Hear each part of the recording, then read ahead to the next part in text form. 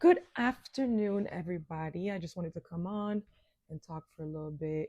Like I said, this channel is literally for me to just either vent, show some things. I'm not looking to get famous. I really don't care in that sense. It's just to help other people because there's always going to be someone who struggles with the same thing as you.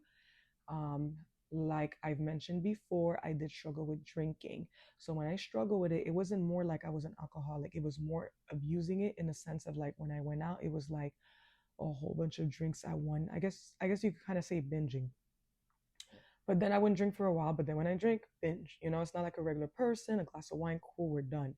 Anyways, as a Christian, we have struggles. A lot of people think, oh, I'm a Christian, everything is butterflies and roses. No, it's actually a harder walk than if you're an unbeliever.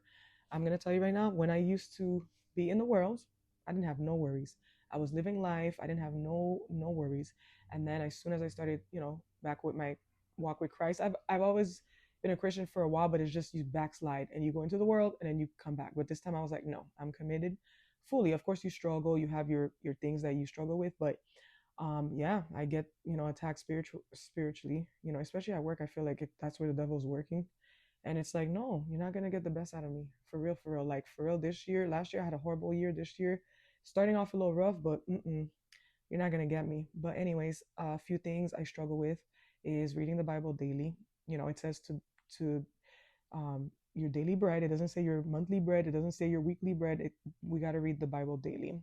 I think for me, it's more because the language, so I try to get it easy, and then I try to have my Bible, just, get into the word and then write what I get out of it, but I need to get on there. Tithing, I've been doing pretty well. I think this year I missed maybe 3 times, but I shouldn't miss at all.